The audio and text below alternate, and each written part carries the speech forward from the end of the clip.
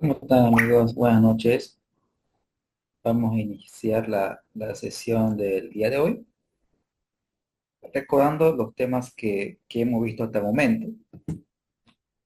¿Qué hemos visto? Hemos hecho la introducción, hemos visto los estados financieros, hemos visto el flujo efectivo, hemos visto la teoría, la práctica, hemos hecho lo que es el análisis financiero, hemos hecho modelos financieros, hemos hecho evaluación de activos, hemos visto presupuesto de capital. Aquí faltaba ver el tema de árbol de decisión. Hoy quiero compartir con ustedes lo que es la planificación y administración financiera de corto plazo. Esta noche nos vamos a centrar, al menos en la primera parte de la clase, en la gestión del corto plazo. Gestión del corto plazo. Cuando hablamos de gestión de corto plazo, vamos por partes y acá tenemos algunos conceptos que nos van a ayudar a comprender de alguna manera hacia dónde está orientada la clase de hoy. Bien, dice, no hay una definición universalmente aceptada de finanzas de corto plazo. La diferencia más importante entre las finanzas de corto plazo y la de largo plazo es el momento en el que se reciben los flujos de efectivo. De ordinario, las decisiones financieras a corto plazo se relacionan fundamentalmente con las entradas y salidas de efectivo que ocurren durante el año. Y acá he mencionado un ejemplo. Dentro de las decisiones financieras de corto plazo, estamos hablando de las decisiones de compra de materia prima, decidimos si se paga en efectivo, se paga al contado, decidimos si las ventas de los bienes terminados durante el año son al contado o al crédito. Si se dan cuenta, amigos, cuando hablamos de corto plazo, estamos hablando de decisiones orientadas a la gestión del capital de trabajo, es decir, decisiones que afectan tanto al activo corriente como el pasivo corriente. Dentro del activo corriente, fundamentalmente tenemos el disponible. Fundamentalmente tenemos las cuentas por cobrar y el inventario. Dentro del pasivo corriente tenemos fundamentalmente lo que es las cuentas por pagar y tenemos las deudas con bancos de corto plazo. Entonces, si hacemos nosotros un análisis, vemos que del activo corriente y del pasivo corriente, nosotros sacamos el ratio de liquidez corriente, que se define como la división del activo corriente sobre el pasivo corriente. Donde, por ejemplo, si tenemos una empresa que tenga un nivel de activo corriente, un nivel de activo corriente de 20.000 bolivianos y un nivel de pasivo corriente de 10.000 bolivianos,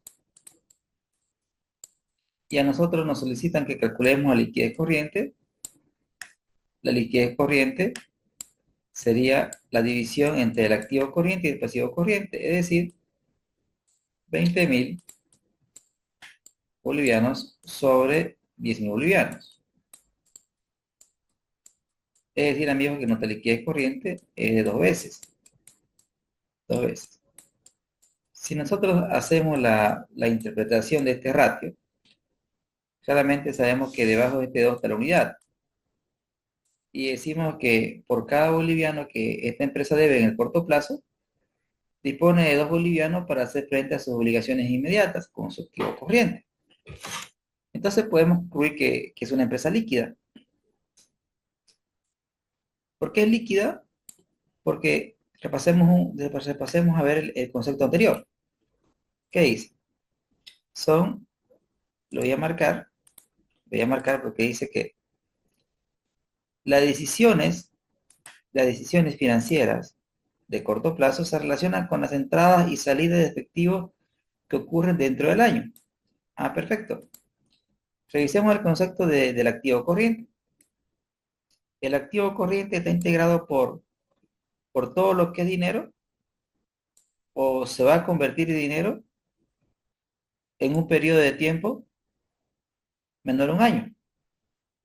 Es decir, que el activo en el tiempo, el activo corriente, si lo planteamos en una línea de tiempo, el activo corriente en el tiempo me va a generar una entrada de efectivo, ¿sí? Pero en un periodo de tiempo menor a un año.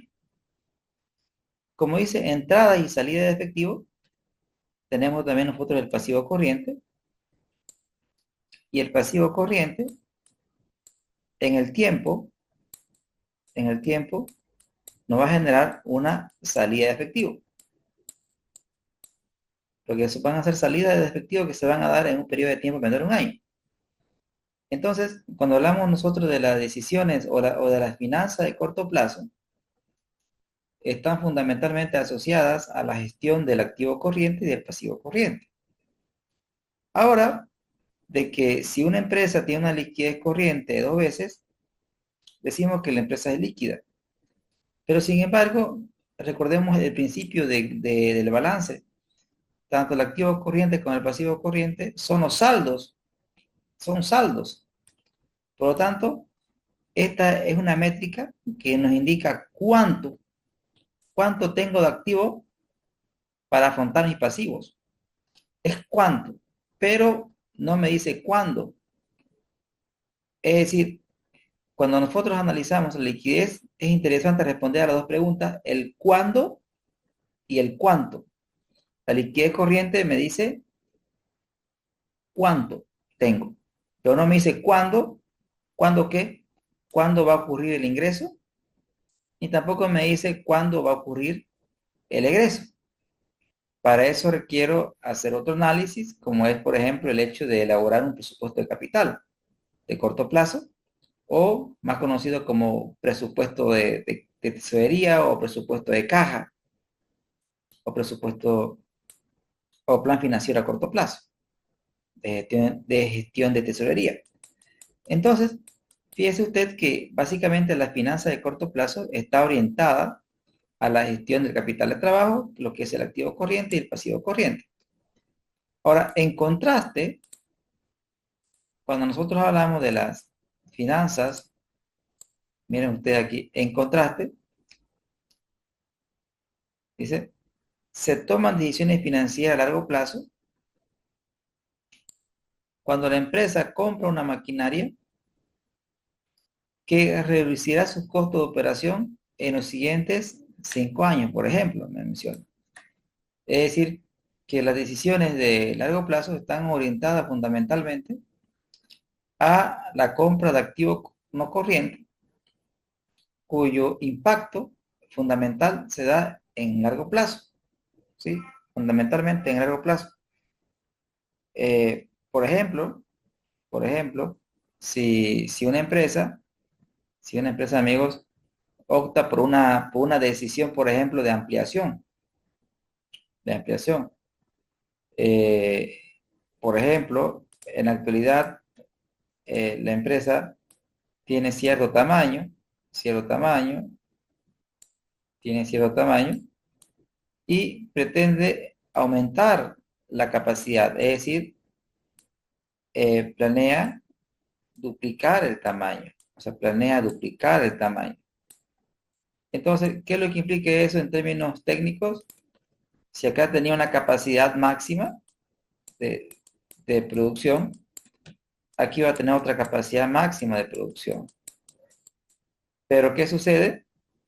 Si esto es el resultado de esta ampliación, es decir, lo adicional que estamos agregando de capacidad instalada, no se va a ocupar en el siguiente año, se va a ocupar en los siguientes años. Es como un hotel, por ejemplo, un hotel que haga una ampliación no quiere decir que en un año va a operar al 100% de la capacidad nueva. Va a pasar un periodo de tiempo hasta que la ampliación sea plenamente ocupada. Entonces, si lo vemos en términos en términos contables, estamos hablando de activo no corriente, fundamentalmente en cuanto a las decisiones de inversión de largo plazo. Implican inversiones en activos no corrientes, fundamentalmente. Y básicamente, si lo resumimos, presupuesto de capital, que es lo que vimos en temas anteriores, ¿no? Entonces, ¿qué tipo? Aquí tenemos, ¿qué tipo de preguntas se clasifican dentro del rubro general de finanzas de corto plazo? Es decir, ¿qué nos preguntamos en el corto plazo? ¿Qué tipo de preguntas, qué tipo de preguntas nos podríamos hacer? ¿Qué tipo de preguntas nos podríamos hacer? Acá tenemos algunos ejemplos. Por ejemplo, ¿cuál es el nivel razonable de efectivo que se debe mantener? Ya sea en caja y banco, para pagar facturas. Es decir, está asociado fundamentalmente a cuánto de efectivo debo mantener. ¿Debo mantener poco? ¿Debo mantener mucho? ¿Cuánto debo mantener?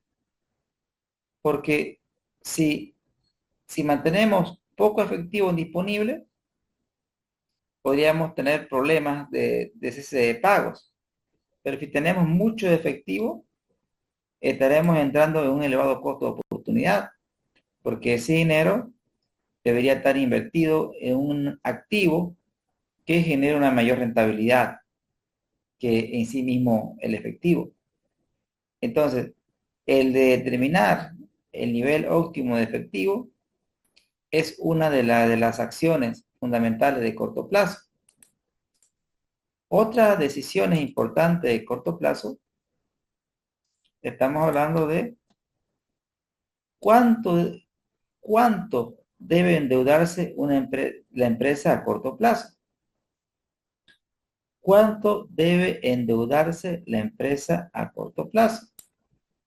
Recuerda usted que tanto las cuentas por cobrar y el inventario de una empresa, ¿sí? Estas inversiones tienen que ser financiadas. Esta es una inversión de corto plazo. Esta inversión requiere un financiamiento.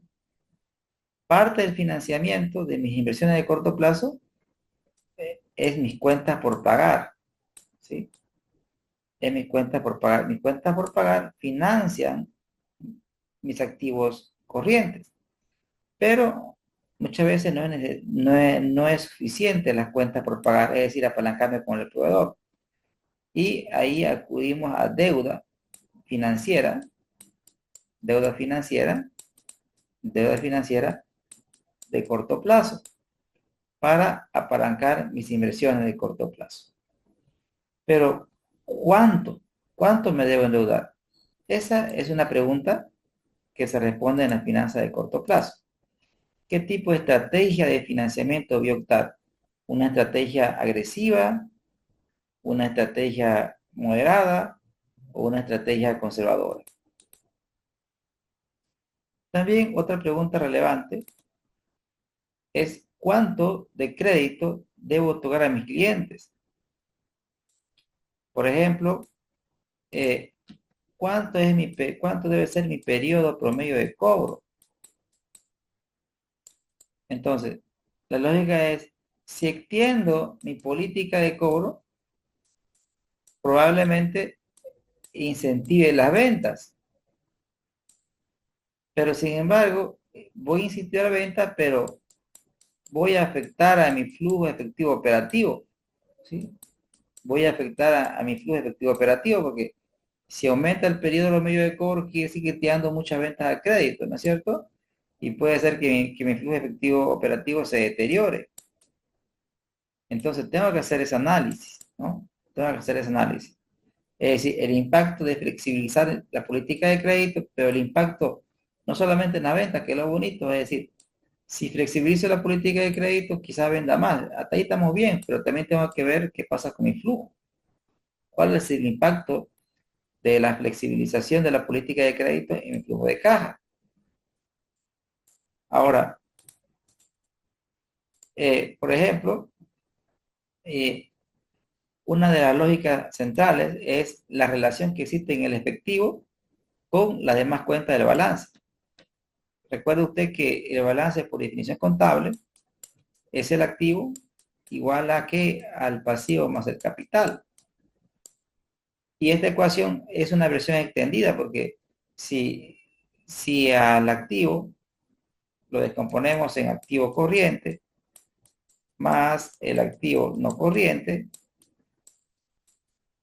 y el pasivo en pasivo corriente más el pasivo no corriente más el capital y podemos hacer otra división, es decir, del activo corriente podemos sacar el efectivo más el resto del activo corriente, asterisco, más el activo no corriente, igual al pasivo corriente, más el pasivo no corriente, más el capital, y de acá despejamos el efectivo que nos va a quedar pasivo corriente, más pasivo no corriente, más capital, menos el activo corriente asterisco, menos el activo no corriente. Lo que busca esta relación que está propuesta en ROS, que es nuestro libro base del curso, que nos indica lo que busca esta ecuacióncita es decirnos, ok, mira, si incrementa el pasivo corriente, va a aumentar el nivel de efectivo. Existe una relación directa. Eso es lo que me está diciendo. Si usted se financia con pasivo no corriente, también aumenta el nivel de efectivo. Si usted hace aporte de capital, va a aumentar el nivel de efectivo. Pero si usted aumenta las cuentas por cobrar, aumenta el inventario, ¿qué va a pasar? Un aumento de este ítem va a hacer que el efectivo baje. Es decir, si la empresa invierte mucho en cuentas por cobrar, si la empresa invierte mucho en el inventario, existe una afectación a nivel de efectivo. Lo mismo ocurre cuando una empresa decide invertir en activo no corriente. Si invierte en activo no corriente, el nivel de efectivo se deteriora. Entonces, eso es centralmente lo que está buscando mostrar esta ecuación, amigos. Continuando con los conceptos importantes, tenemos que hablar ahora mismo de lo que es el ciclo operativo y lo que es el ciclo de efectivo o ciclo de conversión de efectivo. Amigos, hasta aquí debo preguntar, ¿se entiende? ¿Estamos bien?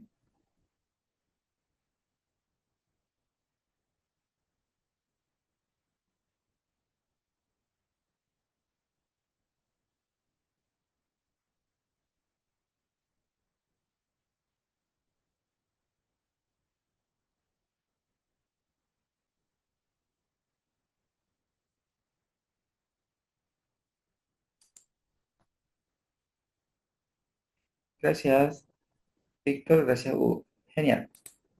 Perfecto. Muy bien. Pues, continuamos, amigos. Denme, por favor, 2 minutos. Tengo un problemita técnico aquí que lo estoy arreglando. Denme 2 minutos.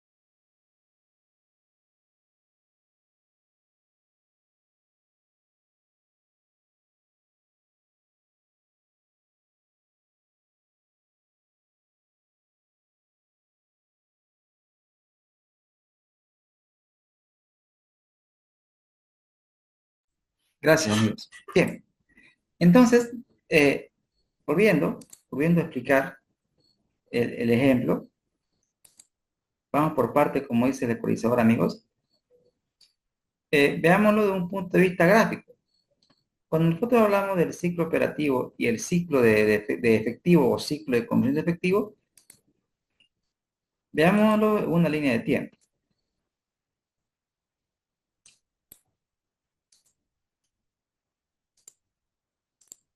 Momento cero.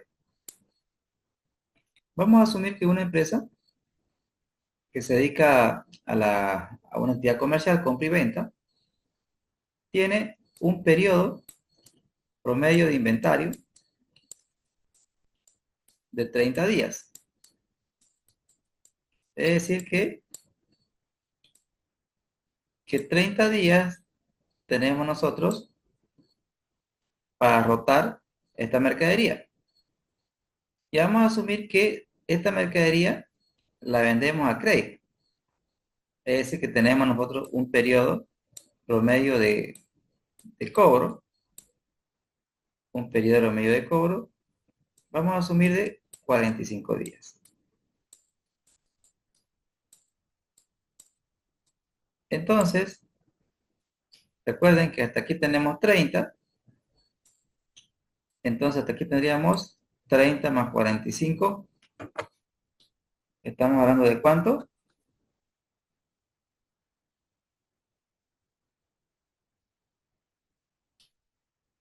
Amigos, 30 más 45 sería...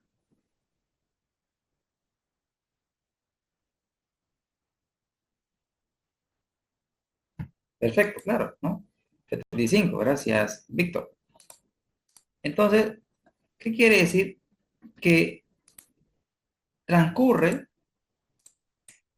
75 días de la compra de la mercadería hasta la generación del flujo. Es decir, estamos hablando de que el operativo, el ciclo operativo, que no es más que el periodo promedio de inventario más el periodo promedio de cobro, es igual a 30 más 45, estamos hablando de 75 días. Perfecto, es el ciclo operativo, es el tiempo que transcurre o el tiempo que demoro en volver mis recursos en términos de efectivo. Es decir, que mis recursos van a volver los recursos invertidos, porque los recursos invertidos van a volver los recursos que invertí más la utilidad, porque los recursos que invertí no vuelven solos, ¿no? Porque recuerden ustedes, cuando el cliente me paga mi costo, pero me paga también la utilidad, ¿no? Me paga también la utilidad. Pero el ciclo operativo, como su nombre indica, es el tiempo que demora en volver mi dinero, pero sin considerar el apalancamiento, sin considerar el apalancamiento, sin considerar el apalancamiento. ¿A qué me refiero? Porque esto es bajo el supuesto de que nosotros le pagamos al contado al proveedor, pero sin embargo, el proveedor nos apalanca. Es decir, el proveedor, el proveedor nos da sus recursos y nosotros damos a crédito, es probable que el proveedor también nos dé crédito. Entonces vamos a asumir que para el efecto del ejemplo, el proveedor nos dé, nos dé también 45 días de crédito. Es decir, aquí tenemos un periodo promedio de pago al proveedor de 45 días. Entonces, mi salida de efectivo va a ocurrir aquí. Aquí le voy a pagar al proveedor el costo, ¿sí? El costo. Entonces, el ciclo de conversión de efectivo, amigos, vendría a ser todo este espacio de aquí. Es decir, mi ciclo de conversión de efectivo sería de 45, ¿no? ¿Sí? Recuerden que aquí es 70. Aquí es 75, ¿no? De 45, aquí es 45, de 45 a 75 tenemos entonces 30, ¿no, amigos? Ese es mi ciclo de conversión de efectivo. Mi ciclo de conversión de efectivo es el tiempo que demora en volver mis recursos invertidos, pero considerando que el apalancamiento del proveedor.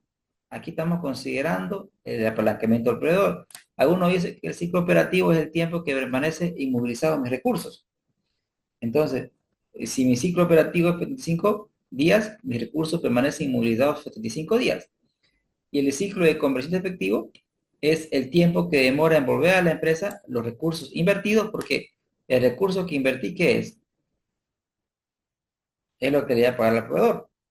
Pero cuando el cliente me pague, el cliente, ¿qué es lo que va a pasar? El cliente me va a pagar, me va a devolver el costo, pero también la utilidad, ¿no, amigos? Porque cuando el cliente me pague, me va a pagar mi costo y también mi utilidad. Entonces, si, si demoramos, si el cliente demora 30 días, o mejor dicho, si mis recursos demoran 30 días en volver a la empresa, entonces necesito un nivel de efectivo. ¿Para qué? Para financiar 30 días de operación. Es decir, que debo de contar con un nivel de efectivo para financiar, amigos, 30 días de operación. Es por eso que las empresas buscan reducir el ciclo de conversión de efectivo. Recuerden ustedes que en términos matemáticos, el ciclo de conversión de efectivo, el ciclo de conversión de efectivo es igual a que al periodo medio de inventario más el periodo medio de cobro menos el periodo medio de pago. Es decir, toda empresa que busca reducir el ciclo. Y para reducir el ciclo, ¿qué tenemos que hacer? Vender de forma rápida el inventario, vender de forma rápida o recuperar de forma rápida nuestras cuentas por cobrar y apalancarnos lo más que podamos con el proveedor. Esas son las estrategias de gestión del ciclo de conversión de efectivo. Y también recuerden ustedes que si el ciclo de conversión de efectivo se reduce, entonces el flujo de efectivo operativo aumenta, porque existe una relación inversa en la gestión del ciclo y del flujo de efectivo operativo. Como también, si el ciclo de conversión de efectivo baja, no solamente el FEO aumenta, sino el ROA aumenta. El ROA aumenta. ¿Y por qué el ROA aumenta? Porque recuerden ustedes que por balance, por balance amigos, sabemos que tenemos una inversión total, tenemos mis activos corrientes, y tenemos acá mis activos no corrientes. Y recuerde usted que el ROA es la división entre el resultado neto y mi activo total. Si una empresa, si una empresa reduce el tiempo de venta de sus inventarios y reduce las ventas a crédito, lo que está pasando es, está reduciendo el activo corriente. Y si usted reduce su inversión en activo corriente, está reduciendo su inversión en activo total. Y si usted reduce su inversión en activo total, se esperaría que aumente su ROA. En resumen, en un escenario ceteris paribus, una reducción del ciclo de conversión de efectivo se traduce en un incremento del flujo de efectivo operativo y un incremento de la rentabilidad, amigos. Amigos, ¿hasta aquí se entiende?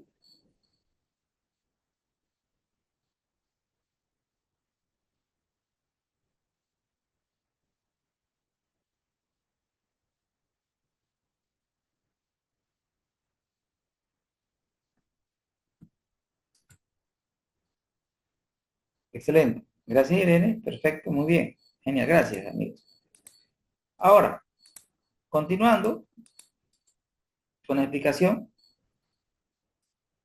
eh, aquí vamos a ver en esta lámina, dice, administradores que resuelven los problemas financieros a corto plazo. Es decir, la gestión del activo corriente y el pasivo corriente no es propia en un 100% de gerente de finanzas, sino que en la gestión del capital de trabajo interviene en muchas áreas de la empresa.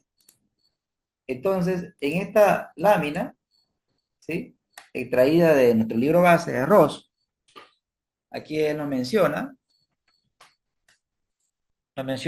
el puesto del administrador, fundamentalmente. Vamos a analizarla juntos. Mira, aquí tenemos el puesto del administrador.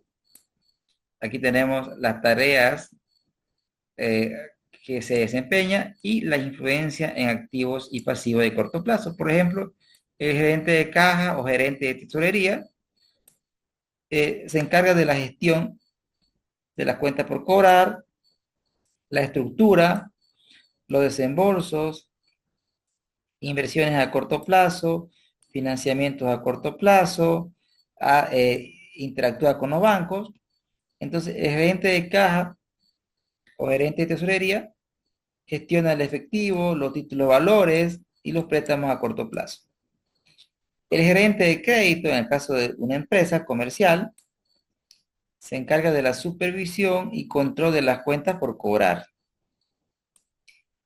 Toma decisiones orientadas a la política crediticia y todo ello, entonces, es parte del monto que aparece en cuenta por cobrar, es en parte responsabilidad del gerente de crédito. Pero también tenemos el gerente de marketing, que este señor toma decisiones fundamentalmente orientadas a la política crediticia. Es decir, imagínese que usted contrata un nuevo gerente comercial o de marketing, y este gerente observa que en el mercado la competencia está optando por dar productos a crédito. Entonces la empresa tiene que dar productos a crédito, de lo contrario tendría una desventaja competitiva. Pero no es nomás dar productos a crédito, debo tener las políticas de crédito, deben cumplir ciertos requisitos. Y no solamente es dar el crédito, tengo que gestionar el tema de que una vez que dé el crédito, recuperar pues ese recurso, ¿no? Entonces, el hecho de que se cumplan primero de que existan la política, luego que se cumplan las políticas, el gerente comercial también es responsable de las cuentas por cobrar. El gerente de compras, el responsable de compras de una empresa, decide sobre las compras, negocia con los proveedores, negocia condiciones. Es decir, muchas veces el gerente de compras compra más de lo que producción requiere, porque recuerden ustedes que producción hace requerimiento a compras y producción produce en función de lo que el área comercial estima vender. Pero muchas veces producción, por aprovechar ventajas, quizás en precios, o simplemente para que no falte los insumos en el proceso productivo, eh, realiza grandes volúmenes de compra. Pero eso, en términos financieros, ¿qué implica? Que tengamos un elevado inventario. Como también, si esas compras son apalancadas con proveedores, una elevada cuenta por pagar. Ve usted que el gerente de compra me afecta, sus decisiones me afectan mi nivel de inventario y también me afecta mis cuentas por pagar. El gerente de producción, de igual manera. De igual manera, recuerden ustedes que básicamente cuando hablamos de la producción, aquí es igual. La producción produce en función a lo que va a vender. Pero producción no produce producción no es igual a ventas. O sea, producción produce un poquito más para que le sobre un inventario final. Pero la empresa inicia con un inventario inicial, o sea, menos el inventario que la empresa tenía al principio. Entonces puede ser que producción planee tener un fuerte stock. ¿Para qué? Para evitar quiebres. Entonces producción produce mucho más de las ventas esperadas. Entonces, ¿eso qué implica? Implica nuevamente una fuerte acumulación de inventario y obviamente que si voy a producir más voy a requerir más insumos, o sea, más cuenta por pagar normalmente. Entonces, producción está involucrado directamente en la gestión del inventario y de las cuentas por pagar. El gerente que se encarga de la gestión de cuentas por cobrar, que en algunas empresas el gerente de crédito también se encarga de las cuentas por pagar, o en otras empresas también la gerencia de marketing o la gerencia comercial, en nuestro medio más común que se le llama la gerencia comercial. La gerencia comercial se encarga de ambas cosas, se encarga a veces de la política de crédito y la gerencia comercial también se encarga de la gestión de las cuentas por pagar, es decir, otorga el crédito y, a ver, elabora las políticas, otorga el crédito y también se encarga de la recuperación, pero acá estamos viendo en actividades separadas. En el caso de existir un gerente de cuenta por pagar, esta persona se dedica sobre todo de gestionar la política de pago, si conviene o no conviene aceptar descuentos. Por ejemplo, dentro de estas políticas muchas empresas tienen ciertos días para el pago a proveedores, ¿sí? Se define tal día es para pagar a ciertos proveedores, tal día es para pagar a ciertos proveedores, es decir, se programan por fechas, ¿no? Y ahí tenemos nosotros, este señor es también responsable de las cuentas por pagar. El contralor, o el jefe de contabilidad, ¿sí? Es el encargado de generar información contable sobre los flujos de efectivo, la conciliación de las cuentas por pagar, la aplicación de pagos, la aplicación de pagos por cobrar. Fundamentalmente, fíjense ustedes que el contralor o el jefe de contabilidad trabaja de la mano con eh, el jefe de tesorería, ¿no? Solo que este señor maneja el efectivo de la empresa, ¿sí? Y el contralor maneja documentación, ¿correcto?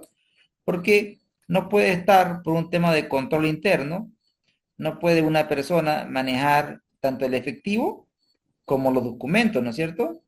Debe haber una especie de control entre estos dos señores, el uno controla al otro y el otro controla al uno, con la finalidad de establecer controles internos dentro de la empresa, puesto que si no se establecen controles internos o mecanismos de control, la ocasión, o sea, por ahí han dicho que dice que la ocasión hace ladrón, ¿no? Es decir, que aunque se sobreentiende que dentro de la empresa debe existir personas con elevada ética, en lo posible la empresa debe establecer mecanismos que reduzca al mínimo la probabilidad de que existe fuga de efectivo por algún proceso mal diseñado, ¿no? Y seguramente ustedes me darán la razón que dentro de qué entidad, por ejemplo, o qué tipo de modelo de negocio maneja muchos niveles de efectivo. Y estamos hablando de las entidades financieras. En las entidades financieras existe un área que es la gerencia de riesgo operativo, ¿no? La gerencia de riesgo operativo que fundamentalmente se encarga de ver, ver todos los procesos internos, o sea, ver que dentro de los procesos que tiene la entidad financiera se reduzca al mínimo la probabilidad de fuga de efectivo. Pero pese a que las entidades financieras tienen esa gerencia, queridos amigos, y ustedes que seguramente algunos de ustedes trabajan en una entidad financiera o ha trabajado, no me va a dejar mentir en el hecho de que existen muchos casos públicos de fuga de efectivo por un mal proceso. Y le menciono de casos que nosotros nos enteramos, pero seguramente existen casos que ustedes saben,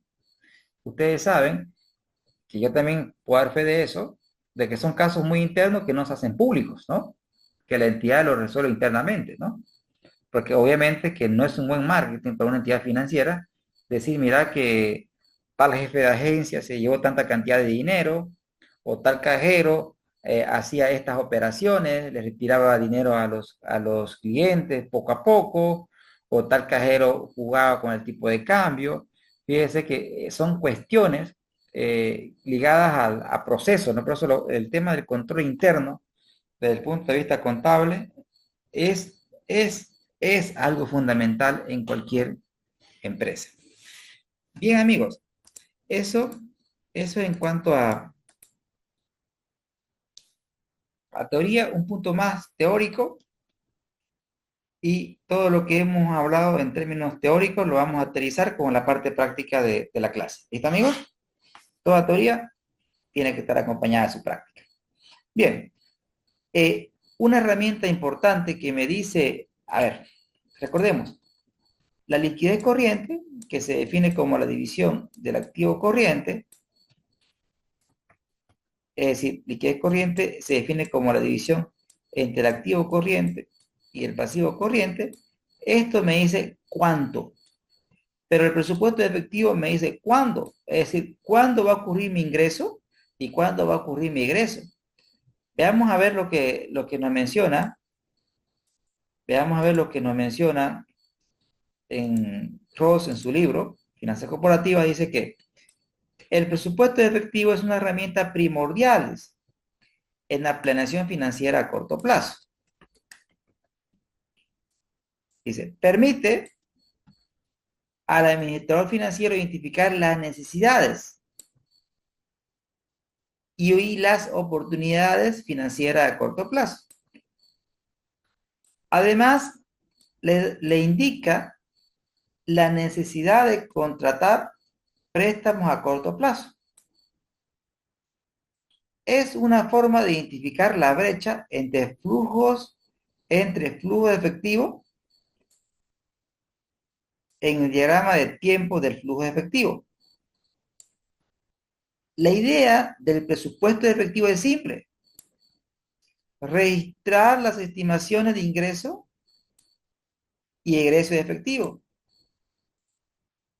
En cristiano, lo que nos está mencionando es que si nosotros proyectamos en una línea de tiempo el cuándo, nos podemos dar cuenta claramente que lo que son generalmente ciertos, o sea, lo que tenemos certeza, fundamentalmente la certeza se da en el egreso efectivo. El egreso efectivo es cierto. El egreso efectivo es cierto. ¿En qué sentido? Usted sabe con cierto nivel, o como he dicho, con alto nivel de certidumbre, que, que los meses, que todos los meses, es decir, enero, febrero, marzo, y así sucesivamente hasta diciembre, usted sabe que tiene varios costos que son planificables, como los alquileres, los sueldos y salarios, los servicios básicos. Entonces, son más o menos uniformes los egresos. Pero eso no ocurre generalmente con el ingreso efectivo, porque el ingreso efectivo tiene un comportamiento cíclico. Tiene un comportamiento cíclico por el comportamiento de los mismos ingresos.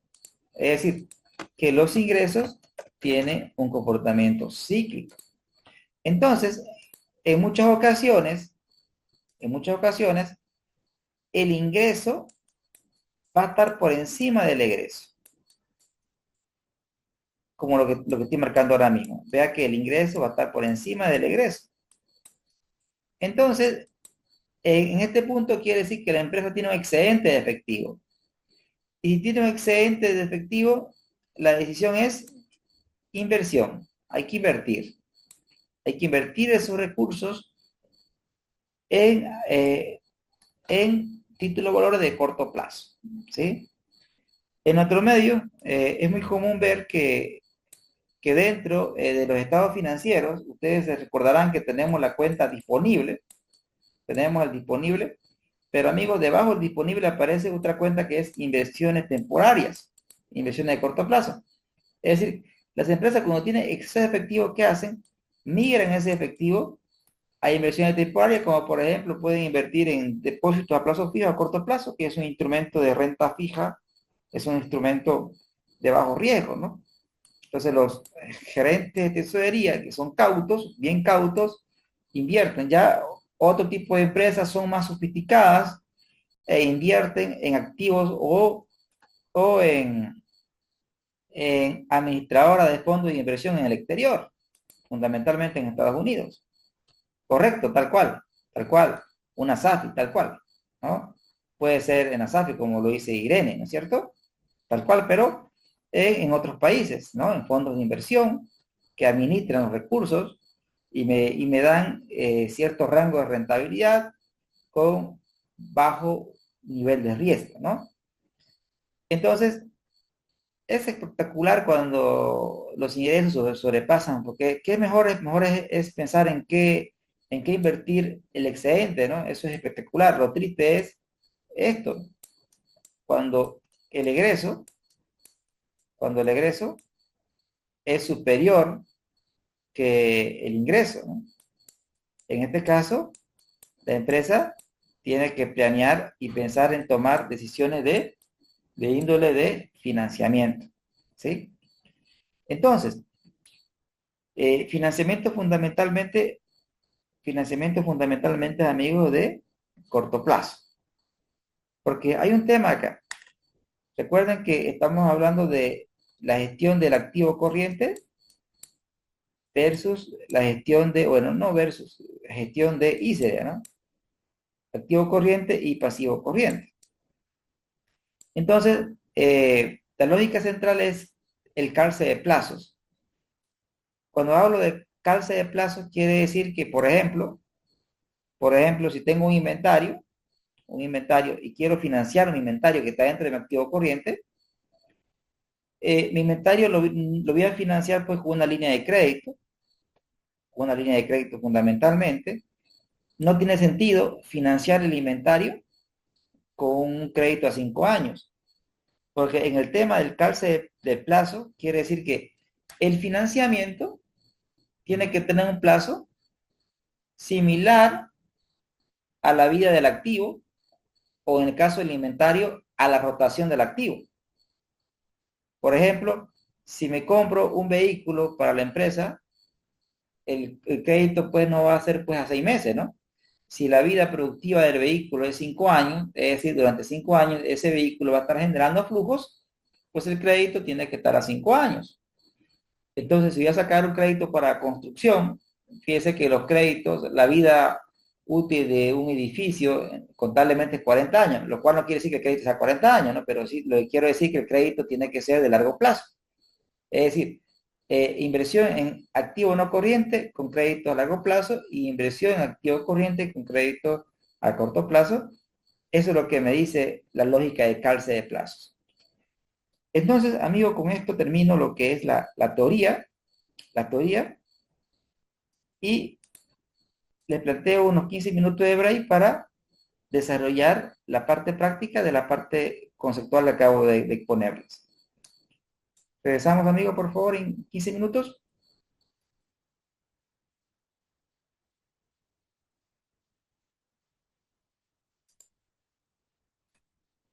Gracias, Irene.